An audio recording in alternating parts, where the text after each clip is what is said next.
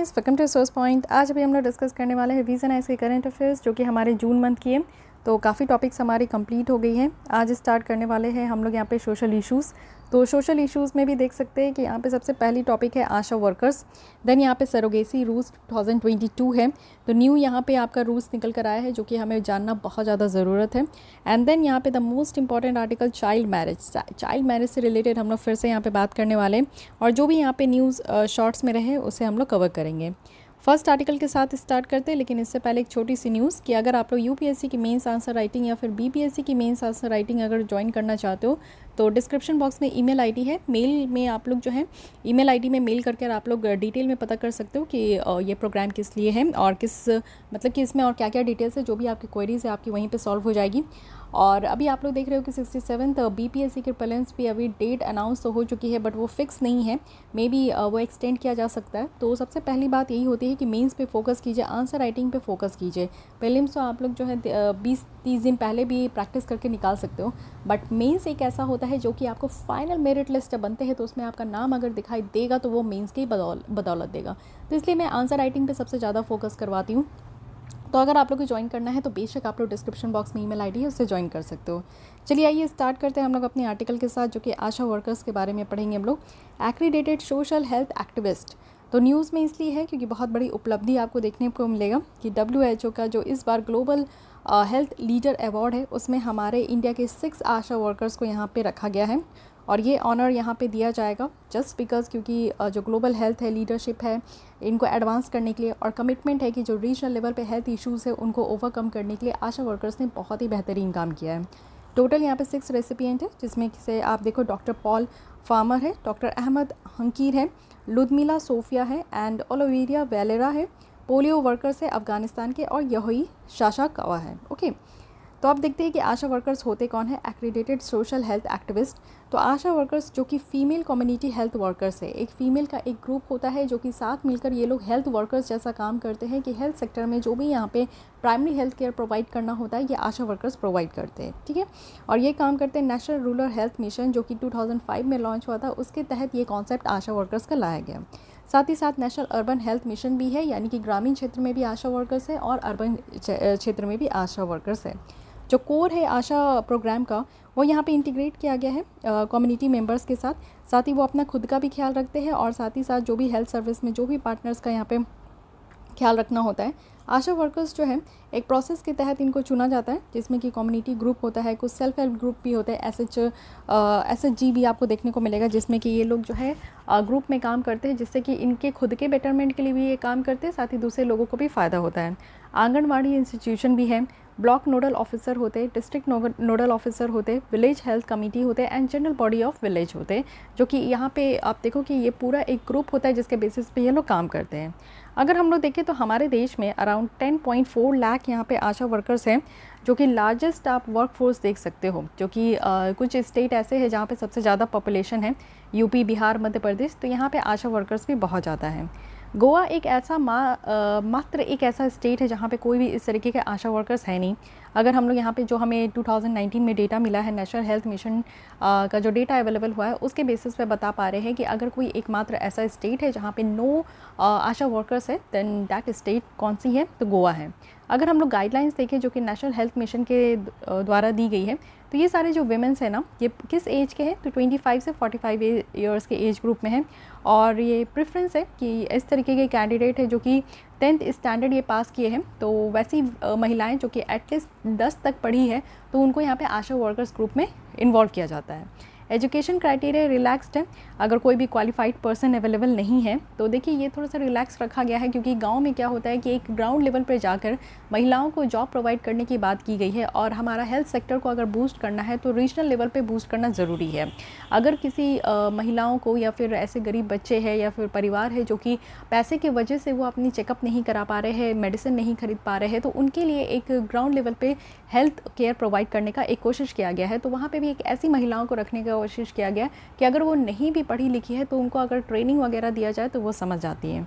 In most cases आप देखो जो गांव से विलेज होती है वो सेलेक्टेड एज वो अपने आप को खुद ही आशा वर्कर्स जैसा सेलेक्ट कर लेती है अगर वो उस लोकल कम्युनिटी में आती है तो। Since they are considered volunteers government, तो ये जो है ऐसा नहीं है कि उनको टाइम टू टाइम जो है सैलरी पे किया जाता है। ये परफॉर्मेंस बेस्ड इंसेंटिव्स में मिलता है। अगर कहीं की आशा वर्कर्स बहुत ही बेहतरीन काम कर रही है तो उनको जो है सरकार के द्वारा इंसेंटिव्स वगैरह भी दिया जाता है। ऑल दिस एडप्स to only between 6,000 to 8,000 per month. It means कि यहाँ पे आशा वर्कर्स को हर एक मंथ वो जितना भी काम करती है उनका ऑन एन एवरेज जो सैलरी बनता है वो 6 से 8,000 तक उनको मिलता है। लेकिन आशा वर्कर्स आप देखो बहुत ही ज़्यादा डिफ़िकल्टीज़ फेस करती हैं। सबसे पहला बात है कि इनएडिक्वेट कॉम्पनसेशन। अगर हम लोग आंगनवाड़ी वर्कर्स और ऑक्सिलरी जो नर्स होते हैं एएनएम और आशा, अगर इनका कंपैरिजन करें तो आशा वर्कर्स ही एक ऐसी यहाँ पे कम्युनिटी है जिनका फिक्स्ड सैलरी है नहीं। इनके कंपैरिजन में आप देखो आंगनवाड़ी जो वर्कर्स होते हैं जो बेसिक लेवल पे उस एरिया के जो बच्चे होते हैं उनको पढ़ाते हैं, उनका ख्याल रखते हैं, उनको खाना पीना ये सब काम आंगनवाड़ी में होता है। आंगनवाड़ी स्कूल्स भी है जहाँ पे अभी मैं जाती हूँ इंस्पेक्शन करने के लिए, तो वहाँ पे हालत देखती हूँ कि किस तरीके से जो बच्चे होते हैं ग्रामीण क्षेत्र के उनको पढ़ाया जाता है, उनको मिड डे मील में खाना दिया जाता है। तो ये सारा काम होता है कि जो मैं हर एक वीक में जाकर वहाँ इंस्पेक्शन करती हूँ। तो ये आंगनवाड़ी वर्कर्स होते हैं जिनको एक फ़िक्स सैलरी मिलता है, बट आशा जो वर्कर्स हैं उनको अभी तक फ़िक्स सैलरी यहाँ पे नहीं रखा गया है। तो सबसे पहली प्रॉब्लम यही है। सेकेंड है कि सोशो कल्चरल फैक्टर्स अगर हम लोग देखें तो विमेन का अगर विलेज काउंसिल में आप देखोगे तो रिप्रेजेंटेशन बहुत ही कम है। इनका जो रिप्रेजेंटेशन होता है या रोल होता है डिसीजन मेकिंग में, ये भी बहुत कम होता है। तो ये एक अलग ही प्रॉब्लम होती है कि आगे आकर निकल नहीं पाती है। साथ ही पुअर इंफ्रास्ट्रक्चर है। अगर हम लोग ट्रांसपोर्टेशन वगैरह की बात करें, क्योंकि आप देखो कहीं पे भी अगर किसी महिलाओं को किसी भी तरीके की हेल्थ केयर की ज़रूरत है, कोई बच्चों को हेल्थ केयर की ज़रूरत है, आशा वर्कर्स को वहाँ पहुँचना है तो प्रॉपर ट्रांसपोर्टेशन नहीं है जिसकी प्रॉब्लम देखने को मिलती है। हाई वर्क लोड है। आप देखो कि यहाँ पे हेल्थ सेक्टर एक ऐसा सेक्टर है जहाँ पे कहीं ना कहीं आप देखो हर किसी को इसकी ज़रूरत होती है। तो इसलिए यहाँ पे अगर हम लोग देखें तो वर्कलोड बहुत ज़्यादा है। अदर डीमोटिवेटिंग अगर फैक्टर्स देखें तो कभी मेडिसिन की कमी हो जाती है, ट्रेनिंग प्रॉपर इनको मिलता नहीं है जिसकी वजह से इनको भी नहीं समझ में आता है कि इंजेक्शन कैसे लगाना है या फिर इनको मेडिसिन वगैरह कौन से बीमारी में कौन सी मेडिसिन देनी चाहिए। ये भी मैं यहाँ पे चेकआउट करती हूँ तो मुझे पता चलता है कि आशा वर्कर्स को इतनी एडुकेट नॉलेज नहीं होती है क्योंकि उनको ट्रेनिंग प्रॉपर नहीं दिया जाता है। फैमिली डिसअप्रूवल है। इट मीन्स कि बहुत सारे लेडीज़ है जो कि काम करना चाहती है as a ASHA workers, but उनको फैमिली से परमिशन नहीं मिलता है। एटीट्यूड जो हेल्थ स्टाफ का है, साथ ही नॉन कॉपरेशन है, यानी कि जो नर्स वगैरह होती है या आंगनवाड़ी वर्कर्स होते हैं वो आशा वर्कर्स को उतना ज़्यादा कॉपरेट भी नहीं करते हैं। तो यहाँ पे नॉन कॉपरेशन का भी उनको परेशानी झेलना पड़ता है। So these are the some factors जिससे ये जितने भी चैलेंजेस है ये फेस कर रही है। लेकिन अगर हम लोग कोविड-19 के दौरान अगर देखें चैलेंजेस, तो देखिए जब कोविड-19 की स्टार्टिंग हो रही थी पैंडेमिक की 2020 मार्च में, तो आशा वर्कर्स जो है बहुत सारी ऐसी थी जिनको कि डोर टू डोर विज़िट करना था सर्विलांस के लिए, जो चेक करना पड़ रहा था कि कोविड-19 की जो चेकअप हो रही थी कि किसको किसको कोविड-19 है, तो उसमें सारे आशा वर्कर्स को ही लगा दिया गया था। डिस्पाइट जो हायर रिस्क है कि यहाँ पे कोविड-19 के कांटेक्ट में आने में लिमिटेड और नो एक्सेस था, यानी कि बेसिक जो पीपीई किट वगैरह दिया जाता था जिससे कि आशा वर्कर्स खुद को सेव कर सके, क्योंकि ये एक कांटेक्ट में आने से तुरंत आप देख रहे थे कि बहुत ही ज़्यादा ये फैलने कंटेजियस ये डिज़ीज़ है। तो इसलिए यहाँ पे आप देखो कि बहुत सारी जो आशा वर्कर्स थी वो कांटेक्ट में आ गई थी क्योंकि उनको उस तरीके की सेफ्टी प्रोविज़न प्रोवाइड नहीं किया गया था। साथ ही आप देखो कि डिफ़िकल्टी होती है वो उनको ट्रांसपोर्ट का, कि वो एक जगह से दूसरी जगह जाने के लिए उनको खुद ही मैनेज करना पड़ता है। आशा जो है वो हॉस्टाइल एटीट्यूड भी यहाँ पे कम्युनिटीज़ का देखने को मिला है कि रिपोर्ट करते हैं कि बहुत ज़्यादा आप देखो कि सोशल रिलेशन ब्रेक डाउन होता है। ट्रॉमा है क्योंकि डिस्प्लेसमेंट हो रहा है, एक जगह से दूसरी जगह वो जा रही है। फैमिली मेम्बर्स जो है वो लॉस हो रहे थे, पर्टिकुलरली उनके हस्बैंड वगैरह जो है। काफ़ी लोगों की आप देखो कि फर्स्ट वेव तो क्या ही बोलूँ, सेकंड वेव में आप देखो कितना घातक हो गया कि बहुत सारे लोगों की जान चली गई, और इतनी लोगों की जान गई है इस लेवल पे कि उसको रिकॉर्ड भी हमारे देश में सही तरीके से नहीं किया गया। सो ये एक आप समझ सकते हो कि आशा वर्कर्स को सबसे ज़्यादा परेशानी हुई है तो कोविड-19 के ही टाइम पे हुई है। अब देखते हैं, एक कंपैरिजन देख लो जिससे कि आपके माइंड में एक क्लियरिटी निकल कर आए कि आंगनवाड़ी वर्कर्स हो गए या ऑक्सिलरी नर्स मिडवाइफ हो गए या आशाज हो गए, इन तीनों में बेसिक डिफरेंस क्या है, इनका काम का डिफरेंस समझिए। सबसे पहले किस किस स्कीम के तहत इन तीनों को रखा गया है। तो अगर आप लोग देखो आंगनवाड़ी जो वर्कर्स होते हैं ये इंटीग्रेटेड चाइल्ड डेवलपमेंट स्कीम है जो कि ministry of women and child development के तहत आता है। ऑक्सिलरी की अगर हम लोग बात करें यहाँ पे नर्स का, तो ये भी आपका नेशनल रूरल और अर्बन हेल्थ मिशन के तहत आता है। और आशा वर्कर्स जो काम करते हैं ये भी यहाँ पे सेम डिपार्टमेंट है, नेशनल रूरल और अर्बन हेल्थ मिशन, ठीक है। तो यहाँ पे आप मिनिस्ट्री भी देखो, मिनिस्ट्री आपके यहाँ पे ministry of health and family welfare है, ministry of health and family welfare है। यहाँ पे जो आंगनवाड़ी है यहाँ पे ministry of women and child development है, ठीक है। बेस्ट अगर हम लोग देखें तो ये इनका एक आंगनवाड़ी सेंटर होता है, लेकिन अगर हम लोग नर्स मिडवाइफ का देखें तो हेल्थ सब सेंटर होता है, और आशा वर्कर्स का देखें तो ये विलेज लेवल पे है। की रोल क्या है? की रोल है आंगनवाड़ी को कि जो बच्चे होते हैं उनको अर्ली चाइल्डहुड केयर प्रोवाइड करना, जो छोटे बच्चे होते हैं और उनको यहाँ पे जो पैदा लेते ही जो 6 साल तक बच्चे होते हैं उनका यहाँ पे केयर करना है। प्रेग्नेंट वीमेन का यहाँ पे केयर करना होता है और लैक्टेटिंग वीमेन जो यहाँ पे जो दूध पिलाती है महिलाएं, उनके लिए यहाँ पे रखा गया है कि उनका यहाँ पे केयर करती है और गाइड करती है। यानी आंगनवाड़ी वर्कर्स जो है ये आशा वर्कर को भी गाइड करते हैं। अगर यहाँ पे नर्स मिडवाइफ की बात करें तो बेसिकली ये अवेयरनेस फैलाते हैं, यानी कि हेल्थ स्टेटस को लेकर हमारे देश में और किस तरीके से खुद का ख्याल रखना चाहिए और हेल्थ को कितना प्रायोरिटी देना चाहिए, ये काम होता है यहाँ पे नर्स मिडवाइफ का। साथ ही काउंसिल विमेन भी करते हैं, यानी कि किसी महिलाओं की फैमिली मेम्बर्स की अगर हेल्थ सेक्टर में अगर उनको काउंसलिंग प्रोवाइड करना है तो वो काउंसलिंग भी वगैरह भी करते हैं। क्यूरेटिव केयर और सप्लाई वगैरह भी करते हैं।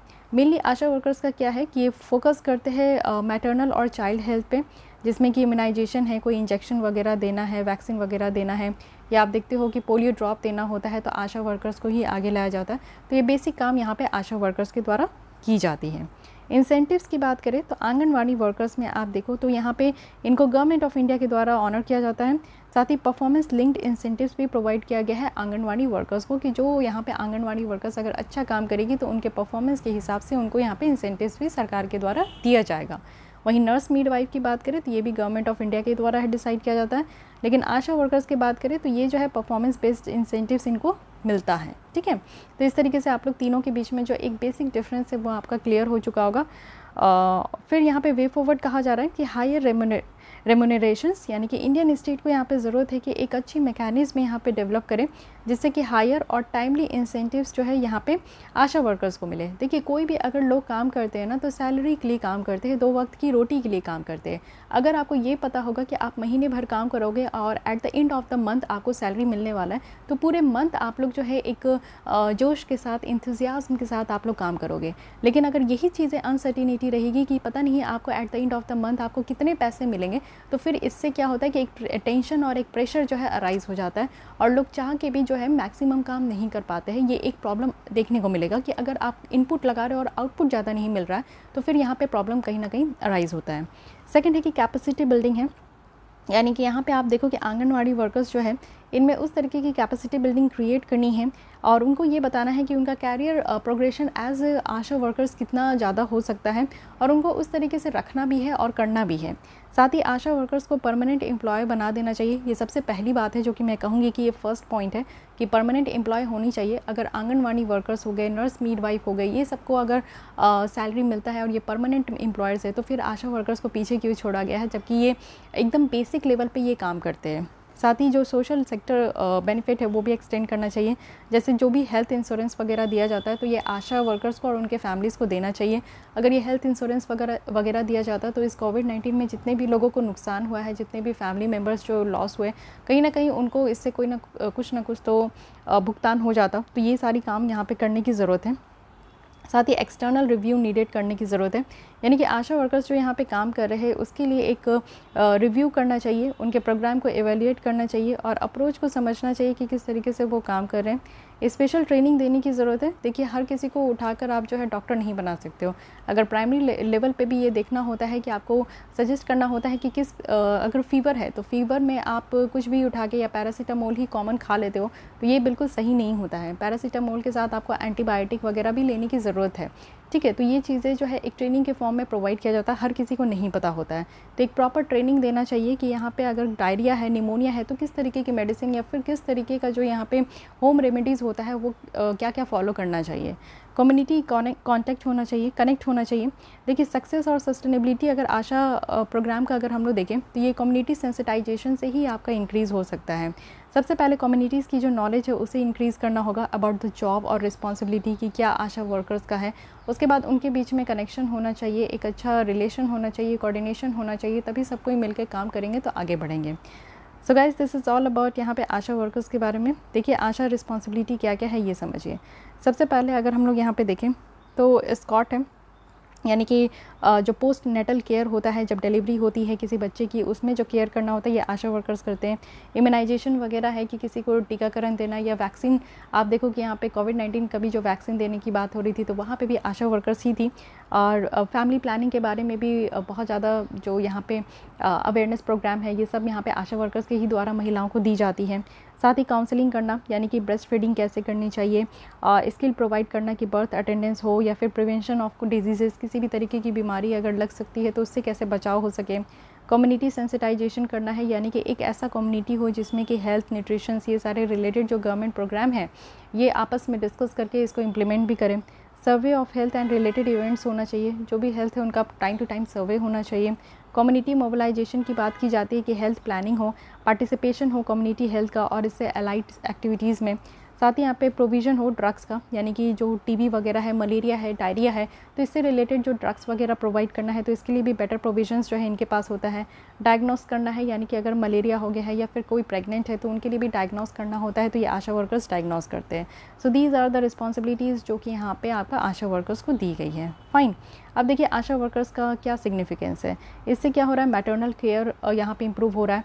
आप देखो गाँव में क्या होता है कि लैक ऑफ मनी की वजह से बहुत सारी ऐसी महिलाएं हैं जो कि जब प्रेग्नेंट होती हैं तो उनका केयर बहुत ज़्यादा ज़रूरत होता है, जिससे कि जच्चा बच्चा दोनों हेल्दी हो, ठीक है, मदर एंड चाइल्ड दोनों हेल्दी होना चाहिए। तो ये चीज़ें नहीं हो पाती है, तो उनमें ये आशा वर्कर्स बहुत ही इंपॉर्टेंट रोल प्ले करते हैं कि बेसिक लेवल पे जो भी चीज़ें उनको ज़रूरत होती है, चाहे वो यहाँ पे एंटीनेटल केयर हो या फिर फैसिलिटी डिलीवर करना है, चाहे कोई भी कास्ट के हो, कोई भी धर्म के हो, कहीं पे भी डेमोग्राफिक ग्रुप के लोग हो, उन सब के पार जाकर ये जो महिलाएं होती है ये यहाँ पे हेल्प करती है। इससे क्या हो रहा है कि जो प्राइमरी हेल्थ केयर सर्विस है वो पहुँच रहा है। जैसे अगर डायरिया है, निमोनिया है, आप देखो कि डायरिया, टाइफाइड, निमोनिया ये कुछ ऐसी बीमारी है जो कि अगर इसमें टाइम पे आप मेडिसिन वगैरह ना लो तो आगे चल के बहुत वीकनेस हो जाता है और फिर उसके बाद एक समय के बाद पॉइंट ऑफ टाइम के बाद एक डेथ भी हो जाती है, ठीक है, खून की कमी के कारण यहाँ पे आप देख सकते हो डेथ हो जाती है। बहुत सारी महिलाओं को पता भी नहीं होता है, बहुत सारी बच्चियों को, लड़कियों को, विमेन को कि खून की कमी है, तो उसके लिए आयरन की टैबलेट खाना चाहिए या फिर कुछ ऐसे ही साग सब्जी खाइए जिसमें आयरन ज़्यादा है, दूध वगैरह पीजिए। तो ये सारी जो बेसिक नॉलेज होता है, एजुकेशन होता है, ये सब प्रोवाइड किया जाता है आशा वर्कर्स के द्वारा। हेल्थ आउटकम्स भी इनके आने के बाद बहुत ही ज़्यादा इंप्रूव हो गए हैं। आज की डेट में हम लोग कहते हैं कि इंडिया में पोलियो बिल्कुल भी नहीं है, पोलियो फ्री हो पाया है, तो all credit goes to ASHA workers, ठीक है। क्योंकि आप देखो अगर घर घर जाकर ये आशा वर्कर्स 2 बूंद पोलियो की नहीं देती तो आज की डेट में हम लोग इतना जल्दी पोलियो फ्री कंट्री नहीं हो पाते हैं। तो इसलिए आप समझो, इनकी महत्व समझो, ये बहुत ही ज़्यादा ज़रूरत है। बेटर रिच भी है आशा वर्कर्स। क्या होता है कि इनका रिच होता है, ये गांव-गांव जाते हैं, घर घर जाकर जो है महिलाओं को अवेयर करते हैं, महिलाओं को जिस भी तरीके की वैक्सीन वगैरह देनी है, जैसे अभी कोविड-19 का भी टीकाकरण करना है, बच्चियों का भी टीकाकरण करना है, जो 12 साल के बच्चे लोग हैं, तो ये भी आशा वर्कर्स के द्वारा बेटर तरीके से किया जाता है। ओके, सो ये चीज़ आप देख सकते हो कि काफ़ी सिग्निफिकेंस भी है, इससे primary health care service improve हो रही है, हेल्थ आउटकम्स इम्प्रूव हो रहा है।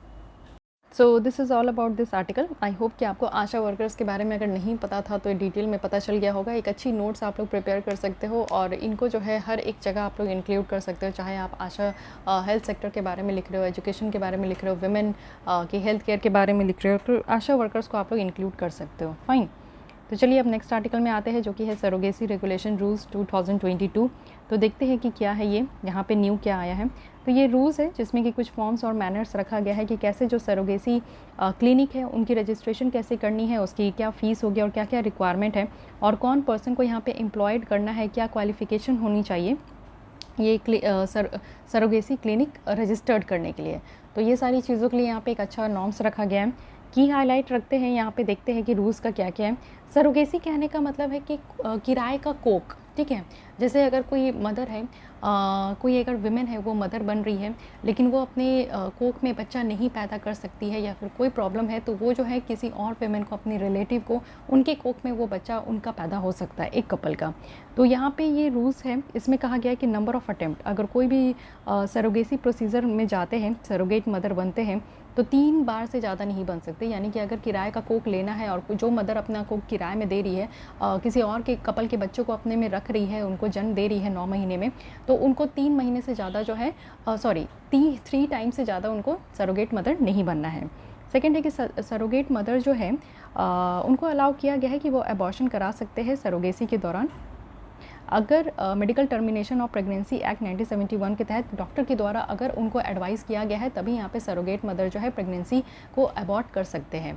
कहीं ऐसा हो सकता है कि उनके हेल्थ के लिए परेशानी हो या फिर कोई भी कंडीशन में जो कि इस कानून के तहत कहा जाता है, तो वो यहाँ पे अबॉर्ट कर सकती है। एक सरोगेट मदर है जो कि अपने कंसर्न के थ्रू यहाँ पे एग्रीमेंट में साइन करना होता है कि वो अपने सारे राइट्स जो है वो बच्चों को देगी, और जो भी बच्चे पैदा होंगे वो यहाँ पे जो इंटेंडेड कपल है उनको वो हैंड ओवर कर देंगे। और एक पर्सन जो कि यहाँ पे in case of their separation है, तो ड्यूरिंग हर प्रेगनेंसी या फिर in case of death of both, यानी कि उन कपल को तो पहले दे देना है अगर बच्चे हो जाते हैं, और बच्चे अगर हो गए और वो कपल मान लीजिए कि दोनों में से दोनों का डेथ हो गया या फिर कुछ भी हो गया, तो फिर उस बच्चे का जो पूरा केयर है वो सरोगेट मदर ही करेगी। और जो सर्वाइवर है in case of death of one intending couple during pregnancy, यानी कि आप देखो कि ये भी एक एग्रीमेंट में साइन होता है कि जो सरोगेट मदर है वो किसी और कपल के बच्चे को अपने कोख में रख रही है 9 महीने, और उसी दौरान अगर वो कपल की डेथ हो जाती है तो उस बच्चे की फिर यहाँ पे राइट्स और लालन पालन जो है वो सरोगेट मदर ही पूरा करेगी। इंटेंडिंग कपल जो होते हैं उनको यहाँ पे एक जनरल हेल्थ इंश्योरेंस कवर भी खरीदना होता है in favour of surrogate mother के लिए। यहाँ पे हेल्थ इंश्योरेंस लेना होगा, वो भी 36 मंथ का, और किसी भी इंश्योर्ड कंपनी वगैरह से। साथ ही ये जो इंश्योरेंस अमाउंट होता है ये सफिशिएंट होना चाहिए कि जो भी कंप्लाइंसेस करना है, यानी कि जो प्रेगनेंसी के दौरान 9 महीने तक जो भी यहाँ पे कंप्लाइंसेस करना है, इन सब का खर्च यहाँ पे इस इंश्योरेंस से निकल सके। अब यहाँ पे जो पहले का कानून था 2021 का, वो समझते हैं कि क्या है। एक्चुअली इस कानून में सरोगेसी को डिफ़ाइन किया गया है कि एक ऐसा प्रैक्टिस है जहाँ पे एक विमेन जो है वो किसी बच्चे को बियर करेगी और उसको जन्म भी देगी किसी भी इंटेंडेड कपल का। साथ ही यहाँ पे अल्ट्रुस्टिक सरोगेसी को अलाउ किया गया है। देखिए 2 तरीके की सरोगेसी है हमारे देश में। अल्ट्रुस्टिक सरोगेसी को अलाउ किया गया है जिसमें कोई भी मॉनेटरी इंसेंटिव्स नहीं दिया जाता है। इट मीन्स कि आप देखो कि यहाँ पे क्या होता है कि कोई भी अगर किराए में कोख लेना है तो वो महिलाओं को कोई भी तरीके का पैसे बेनिफिट नहीं देना होगा, कोई भी रिवॉर्ड नहीं देना होगा सरोगेट मदर को। सिर्फ यहाँ पे मेडिकल एक्सपेंसेस जो भी खर्चे हैं वो यहाँ पे इंटेंडेड कपल जो है वो खर्चे पूरा करेंगे। साथ ही यहाँ पे कमर्शियल सरोगेसी को रोका गया है। 2 तरीके की सरोगेसी होती है, एक altruistic surrogacy and second one is commercial surrogacy. तो कमर्शियल सरोगेसी को हमारे इंडिया में अलाउ नहीं किया गया है क्योंकि इससे आप देखो कि जो भी महिलाओं को पैसे की ज़रूरत होती थी तो वो महिला ऐसा ये एक बिज़नेस स्टार्ट हो गया था। साथ ही आप देखो कि यहाँ पे क्या होता था कि बहुत सारे कपल है जो कि आज के डेट में काफ़ी बिजी वगैरह रहने लगे हैं, तो वो 9 महीने तक बच्चे अपने कोख में नहीं रखना चाहते। तो ये भी एक काइंड ऑफ बिजनेस स्टार्ट हो गया था कि वो जो है सरोगेट मदर को हायर करते थे और फिर 9 महीने के बाद उनको जो है फायर कर देते थे। तो इस तरीके से आप समझो कि कहीं ना कहीं यहाँ पे कमर्शियल सरोगेसी से काफ़ी नुकसान हो रहा था, तो इसलिए कमर्शियल सरोगेसी को यहाँ पे हमारे देश में अलाउ नहीं किया गया है। न्यू बॉडीज़ को इस कानून के तहत क्रिएट किया गया है जो कि है national assisted reproductive technology and surrogacy board by central government, जो कि सेंट्रल लेवल पे है। मिनिस्ट्री इंचार्ज कौन है? तो ministry of health and family welfare है जो कि इस बोर्ड के चेयरपर्सन होंगे। साथ ही यहाँ पे अगर हम लोग देखें तो इस बोर्ड में क्या क्या फंक्शंस यहाँ पे डिस्चार्ज किया जाएगा, तो सबसे पहले सेंट्रल गवर्नमेंट को अलाउ किया जाएगा, एडवाइस किया जाएगा पॉलिसी मैटर्स को लेकर कि जो भी यहाँ पे कानून बनाए जा रहे हैं सरोगेसी से रिलेटेड, तो इस बोर्ड के थ्रू यहाँ पे आपको अलाउ किया जाएगा और फिर कुछ एडवाइस किया जाएगा कि टाइम टू टाइम क्या अमेंडमेंट करना है। साथ ही इस कानून का जो इम्प्लीमेंटेशन होगा तो उसको रिव्यू और मॉनिटर भी ये बोर्ड करेंगे। साथ ही यहाँ पे कोड ऑफ कंडक्ट भी रखा गया है कि किस तरीके से यहाँ पे काम होगा। जो सरोगेसी क्लिनिक होगी, जो सरोगेट मदर होंगे, जो इंटेंडेड कपल होंगे, इन सब के लिए यहाँ पे कानूनी तौर पे क्या क्या यहाँ पे रखा गया है, तो कोड ऑफ कंडक्ट रखा गया है कि किस तरीके से एक्ट करना है। साथ ही एक मिनिमम स्टैंडर्ड यहाँ पे सेट किया गया है फिजिकल इंफ्रास्ट्रक्चर के लिए कि कैसा यहाँ पे सरोगेसी क्लिनिक होगा, क्या क्या उस क्लिनिक में होनी चाहिए, लेबोरेटरी कैसी होगी, डायग्नोस्टिक इक्विपमेंट क्या क्या होना चाहिए। साथ ही यहाँ पे फंक्शनिंग भी रखा गया है कि जो स्टेट असिस्टेड रिप्रोडक्टिव टेक्नोलॉजी है और सरोगेसी बोर्ड है, इनकी फंक्शनिंग कैसी होनी चाहिए। स्टेट लेवल पे और यूनियन टेरिटरी में भी असिस्टेड रिप्रोडक्टिव टेक्नोलॉजी और सरोगेसी बोर्ड बनाया जाएगा जो कि हर एक स्टेट के और यूनियन टेरिटरी में होगा, उस यूनियन टेरिटरी में होगा जहाँ पे लेजिस्लेशन है। ठीक है। नेशनल असिस्टेड जो reproductive technology and surrogacy registry है, ये यहाँ पे रजिस्ट्रेशन के लिए जो भी यहाँ पे सरोगेसी क्लिनिक अगर ओपन हो रहा है तो पूरे नेशनल लेवल पे, तो उनकी रजिस्ट्री के लिए ये आपका जो है एक सरोगेसी रजिस्ट्री ये बनाया गया है। अदर फीचर्स इस कानून में अगर हम लोग देखें तो यहाँ पे कहा गया है कि सरोगेसी क्लिनिक की भी रेगुलेशन यहाँ पे देखना होगा कि रजिस्ट्रेशन कैसे कर रहे हैं। साथ ही यहाँ पे अनक्वालिफाइड प्रोफेशनल को अगर वो सर्विस प्रोवाइड कर रहे हैं तो इसको रोकना है कि अनक्वालिफाइड प्रोफेशनल को नहीं रखना है। एलिजिबिलिटी क्राइटेरिया यहाँ पे सरोगेट मदर के लिए पूरी अच्छी तरीके से रखी गई है। एक वैसी वुमेन जो कि चाहती है खुद को सरोगेट मदर बनाना, तो उनको परमिट किया गया है, तो उनको परमिट किया जाएगा कि एक एलिजिबिलिटी सर्टिफिकेट होना चाहिए, एक अप्रोप्रिएट अथॉरिटी के द्वारा उनको यहाँ पे सर्टिफिकेट लेकर आना है जो सरोगेट मदर बनने वाली है। साथ ही एक मैरिड वुमेन होनी चाहिए, कोई भी लड़की या फिर कोई भी अनमैरिड वुमेन यहाँ पे सरोगेट मदर नहीं बन सकती। साथ ही वैसी ही मैरिड वुमेन बनेगी जिनका अपना खुद का एक बच्चा हो और उनकी एज जो है वो 25 से 35 साल के ही बीच में होना चाहिए। सो ये भी एक एज रेस्ट्रिक्शन लगा दिया गया है। साथ ही साथ उनका अपना खुद का बच्चा होना चाहिए और साथ ही साथ वो मैरिड होनी चाहिए। ये 3 यहाँ पे क्लॉज रखा गया है। साथ ही नो वुमेन जो कि सरोगेट मदर बन सकती है अपने खुद के गैमेट्स, यानी कि उनको अपना खुद का गैमेट्स नहीं प्रोवाइड करना है। जो इंटेंडेड कपल होंगे उन्हीं के गैमेट्स होंगे, उनको बस उनको अपने जो है बॉडी में मतलब कि अपने बॉडी में रखना है, उनको अपना खुद का कुछ नहीं देना है। साथ ही आप समझो कि यहाँ पे एक सर्टिफिकेट भी प्रोवाइड किया जाएगा मेडिकल और साइकोलॉजिकल फिटनेस का, यानी कि जो सरोगेट मदर होंगे उनकी प्रॉपर चेकअप होगी और चेकअप के बाद उनका जो है एक फिटनेस सर्टिफिकेट प्रोवाइड किया जाएगा। साथ ही no women shall act as a surrogate mother more than once in her life time. It means कि एक मदर जो है वो एक ही बार यहाँ पे सरोगेट मदर बनेगी पूरे लाइफ टाइम में। ओके, तो ये बात थी। लेकिन आपको अभी याद आ रहा होगा कि मैं अभी यहाँ पे बताई होंगी जो रूल्स आया है 2022 का, उसमें ये कहा गया है कि नंबर ऑफ़ जो अटेम्प्ट्स है कोई भी सरोगेसी प्रोसीजर का, तो वो किसी सरोगेट मदर में जो है ना 3 टाइम से ज़्यादा नहीं होना चाहिए। देखिए ऐसा नहीं होता है कि हर एक मदर जो है वो प्रेगनेंसी के लिए उनकी बॉडी फ़िट होती है। समटाइम्स ऐसा हो सकता है कि उनकी बॉडी फ़िट नहीं हो, तो 3 टाइम से ज़्यादा अटेम्प्ट नहीं लेना है। यानी कि सरोगेसी प्रोसीजर के लिए कहा जा रहा है कि यहाँ पे 3 टाइम ही मैक्सिमम रखा गया। मान लीजिए एक टाइम यहाँ पे आपका कोशिश किया गया उनको सरोगेट मदर को बनाने का, बट कहीं ना कहीं ये प्रॉब्लम आ जाती है कि वो भी विमेन कैपेबल नहीं हो पाती, या फिर उनकी विमेन के भी बॉडी में उस तरीके की प्रॉब्लम होती है जो कि वो बेबी को होल्ड नहीं कर पाती है, या फिर अदर कुछ मेडिकल प्रॉब्लम होती होगी। तो अगर एक बार वो फेल्ड हो गई, सेकंड टाइम फिर अटेम्प्ट ली वो फेल्ड हो गई, थर्ड टाइम अटेम्प्ट ली फिर फेल्ड हो गई, तो 3 बार से ज़्यादा यहाँ पे सरोगेसी प्रोसीजर नहीं करना है किसी भी एक विमेन के ऊपर। ठीक है, ये चीज़ें यहाँ पे रखी गई है। और कोई भी अगर सरोगेट मदर बनती है तो वो अपने लाइफ टाइम में एक ही बार बनेगी। एक बार अगर कोई सरोगेट मदर बन गई तो वो नेक्स्ट टाइम फिर नहीं बनेगी। ये चीज़ें कहा गया है कानून के तहत। एलिजिबिलिटी क्राइटेरिया क्या है कि कौन कौन इंटेंडेड कपल होंगे। क्या कोई शादी करने के बाद ही कोई सरोगेट मदर को हायर कर सकते हैं? तो ऐसा बिल्कुल भी नहीं है। ये कहा गया है कि एक सर्टिफिकेट मिलेगा, इट मीन्स की certificate of eligibility and certificate of essentiality, ये इशू कराना होगा किसी अथॉरिटीज़ के द्वारा। एक बच्चा जो यहाँ पे सरोगेट प्रोसीजर से निकल कर आएगा वो भी बायोलॉजिकल चाइल्ड ही माना जाएगा, यानी कि वो इंटेंडेड कपल का अपना खुद का बच्चा माना जाएगा। साथ ही कंडक्टिंग जो सरोगेसी प्रोसीजर होगा कमर्शियल पर्पस के लिए वो पनिशेबल है। अगर कोई यहाँ पे पैसे देकर किसी सरोगेट मदर को लेकर आ रहे हैं तो उनको जो है दंडनीय अपराध है। इम्प्रिजनमेंट कहा गया है कि 5 साल के लिए है। साथ ही फाइन भी लगेगा 5 लाख रुपये, वो भी फर्स्ट ऑफेंस में। अगर पहली बार ऐसा करते हुए पकड़ा रहे हैं तो फर्स्ट ऑफेंस में आपका 5 लाख रुपये और यहाँ पे 5 साल के लिए जेल है। ठीक है, अब इस एक्ट से क्या यहाँ पे सिग्निफिकेंस है, आप देखो कि प्रोग्रेसिव मूव है। कई बार आप देखो कि ये सुनने को मिलता है कि कोई इंटेंडेड कपल है वो फैमिली प्लानिंग कर रहे हैं लेकिन हो नहीं पा रहा है, या फिर विमेन जो है उनमें कई तरीके की परेशानी हो जाती है जिसकी वजह से वो जो है आगे प्रेगनेंसी कंसीव नहीं कर पाती है, या कुछ और इश्यूज़ हो जाता है। तो उस तरीके से आप देखो कि हमारे देश में आज की डेट में टेक्नोलॉजी इतना एडवांस हो गई है, तो एक ऑप्शन दिया जाता है इंटेंडेड कपल को कि वो अपनी फैमिली प्लानिंग को आगे बढ़ा सकते हैं। ठीक है, तो थाउजेंड्स ऑफ ART और सरोगेसी क्लिनिक्स जो है इस कानून के तहत आ जाएंगे, जिससे कि एक कानूनी तौर पर ये काम किया जा रहा है। साथ ही प्रोटेक्शन है right of the surrogate mother का। ये कानून लाने का बात यही है कि यहाँ पे जो सरोगेट मदर बन रही है उनके साथ किसी भी तरीके का धोखाधड़ी नहीं किया जाएगा, और ना ही उनके बॉडी के साथ, ना ही किसी और तरीके से साथ, ना ही उनके राइट्स के साथ। तो उनको प्रॉपर यहाँ पे अधिकार देने के लिए एक कानून लाया गया है, जिससे कि किसी भी तरीके का एक्सप्लॉयटेशन नहीं होगा, अनहाइजीनिक लिविंग कंडीशन में नहीं रखना है, या फिर जो ट्रीटमेंट वगैरह देना चाहिए एक प्रेग्नेंट वीमेन को वो प्रॉपर तरीके से उनको मिल सके।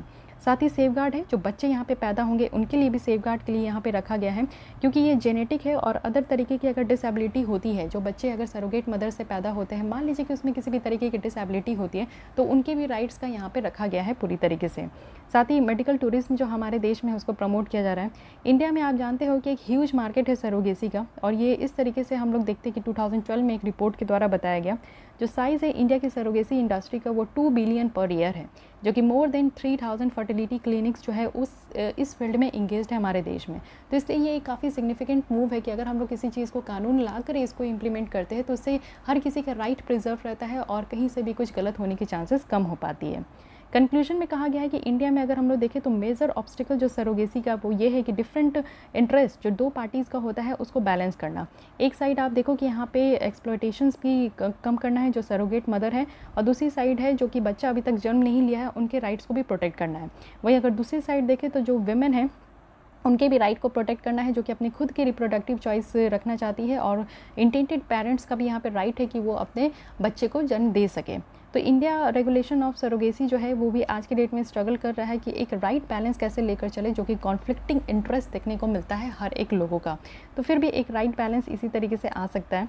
अब इस एक्ट में इश्यूज़ ये है कि यहाँ पे आप देखो एक्सक्लूशनरी इन नेचर है। इस कानून में क्या है कि यहाँ पे मैन को अलाउ किया गया है और विमेन को अकेले अलाउ किया गया है जो कि लीगली मैरिड है इंडियन लॉज के तहत, तो वो यहाँ पे सरोगेसी सर्विस को अवेल कर सकते हैं। लेकिन जो नॉन बाइनरी और जो सेम सेक्स कपल है उनको यहाँ पे प्रोहिबिट किया गया है। तो एक इंटेंडेड कपल जो हस्बैंड और वाइफ होते हैं, मेल और फीमेल, उन्हीं को यहाँ पे अलाउ किया गया है। जो सेम सेक्स मैरिज आज के डेट में जो हमारे देश में डीक्रिमिनलाइज कर दिया गया है, लेकिन वैसे लोग अगर सरोगेसी को अडॉप्ट करना चाहते हैं तो उनके लिए ये कानून नहीं है, जो कि सबसे गलत है। देविका विश्वास वर्सेस यूनियन ऑफ इंडिया है, अपेक्स कोड है, जिनके द्वारा ये कहा गया है कि राइट टू रिप्रोडक्शन एक एसेंशियल फेसेट होता है राइट टू लाइफ का, जो कि आर्टिकल 21 के तहत दिया गया है। थर्ड है कि issue with the definition of infertility. जो इनफर्टिलिटी की बात की जाती है वो उसकी डेफिनेशंस भी यहाँ पे रेस्ट्रिक्ट की गई है कि जो महिलाएं अगर कंसीव नहीं कर पा रही है तो उनको इनफर्टिलिटी का यहाँ पे टैग दे दिया गया है। साथ ही बैनिंग है, यानी कि जो कमर्शियल सरोगेसी को यहाँ पे बैन किया गया है, तो इससे क्या होता है ना कि एक इनकम सोर्सेज यहाँ पे ओपन हो गया था उस तरीके की महिलाओं को जिनके पास किसी भी तरीके का पैसा नहीं आता था। तो कमर्शियल सरोगेसी यानी कि 9 महीने अगर वो अपने कोख में बच्चे रखते हैं तो उनको उनके बदले अगर पैसा मिल रहा था, तो इससे क्या हो रहा था कि एक इनकम सोर्स ओपन हो गया था महिलाओं के लिए, जिसको यहाँ पर बैन कर दिया गया है। तो ये सारे इशूज़ चैलेंजेस कहा गया है जिसको कि आपको एक ध्यान में रखना है। सर्टिफिकेट ऑफ एलिजिबिलिटी अगर कपल को आप देखो तो ये कहा गया है कि यहाँ पे 23 टू 50 ईयर्स ओल्ड वाइफ होनी चाहिए और हस्बैंड की एज 26 से 55 ईयर्स ओल्ड होना चाहिए, तो ही यहाँ पे सर्टिफिकेट फॉर एलिजिबिलिटी मिलेगा। साथ ही उनके पास जो है अपना खुद का सर्वाइविंग बच्चा नहीं होना चाहिए, यानी कि बायोलॉजिकल भी नहीं होना चाहिए, अडॉप्टेड भी नहीं होना चाहिए, सरोगेट भी नहीं होना चाहिए, तभी वैसे कपल को यहाँ पे फर्स्ट सरोगेसी के लिए यहाँ पे उनको दिया जाएगा, ठीक है, अलाउ किया जाएगा। अब सर्टिफिकेट ऑफ एसेंशियलिटी अगर हम लोग देखें कि क्या क्या एसेंशियल है, तो सर्टिफिकेट ये होना चाहिए कि इनफर्टिलिटी का, यानी कि जो भी कपल है उनमें से अगर मेल फीमेल हस्बैंड वाइफ अगर दोनों में से कोई भी अगर मतलब कि इनफर्टिलिटी की अगर बात आ रही है तो उसकी एक सर्टिफिकेट होनी चाहिए। साथ ही ऑर्डर ऑफ परसेंटेज और कस्टडी होनी चाहिए कि सरोगेट चाइल्ड जो होंगे ना उनकी यहाँ पे कस्टडी वो पेरेंट्स ही लेंगे और ये चीज़ जो है मजिस्ट्रेट कोर्ट से पास किया जाना है। तो ये एक बहुत ही बड़ी बात है कि ऐसा नहीं है कि कोई भी ऑप्ट कर ले और सरोगेट मदर से जो बच्चे यहाँ पे जन्म ले उनकी कस्टडी लेना ही लेना है। इस चीज़ की भी प्रूफ जो है कानूनी तौर पर आपको मजिस्ट्रेट कोर्ट से परमिशन लेना होगा। साथ ही इंश्योरेंस कवर भी किया गया है एक 36 मंथ का, जिसमें कि पोस्ट पैट्रम डिलीवरी भी रखा गया है। यहाँ पे जो भी कॉम्प्लिकेशंस वगैरह सरोगेट को आएगी तो उनको भी यहाँ पे एक प्रॉपर तरीके से कानूनी तौर पर उनको यहाँ पे प्रोवाइड किया जाएगा। तो सर्टिफिकेट ऑफ एसेंशियलिटी है कपल्स के लिए भी और यहाँ पे एलिजिबिलिटी है। तो इन दोनों के बारे में आप लोग समझ गए होंगे कि यहाँ पे क्या क्या पॉइंट्स रखे गए। ये बहुत ही प्रैक्टिकल है, थोड़ा सा अगर आप इसको रट्टा मारने चलोगे तो थोड़ा डिफिकल्ट होगा आपको याद करने में, लेकिन प्रैक्टिकली अगर आप लोग इसको समझने का कोशिश करोगे तो yes this all provisions are true and ये इस कानून में जो भी बातें रखे गए हैं उसको समझने की कोशिश कीजिए, क्योंकि क्वेश्चंस किसी भी तरीके से पूछा जा सकता है। Okay, so guys this is all about surrogacy rules 2022। I hope कि आपको इसमें हर एक एंगल समझ में आ गया होगा, क्योंकि काफ़ी बेहतरीन तरीके से ये टॉपिक आपका यहाँ पे रखा गया और मैं भी कोशिश की हूँ कि हर एक पॉइंट आपके सामने क्लियर करते हुए चलूँ। फाइन, तो गाइस आज के लिए बस इतना ही रखती हूँ। नेक्स्ट यहाँ पे चाइल्ड मैरिज और जो न्यूज़ इन शॉर्ट्स है उसे मैं कल की लेसन में कवर करवा दूँगी। तो बहुत ही जल्दी अब आपका कंप्लीट होने वाला है, सिर्फ एनवायरनमेंट बचेगा और उसके बाद एक लेसन आपका आएगा कल्चर में और उसके बाद ये जून मंथ की मैगजीन कंप्लीट हो जाएगी, तब फिर हम लोग यहाँ पे जुलाई मंथ में शिफ्ट होंगे। देन आई होप कि आपको ये लेसन अच्छी लगी होगी, इन्फॉर्मेटिव लगी होगी। इसके लिए आप लाइक कर सकते हो। डेली बेसिस पे हमारे यहाँ पे विजन आईएएस की लेसन सुनने के लिए आप लोग हमारे चैनल को सब्सक्राइब कर सकते हो। आज के लिए बस इतनी, मिलती हूँ कल, तब तक के लिए थैंक यू।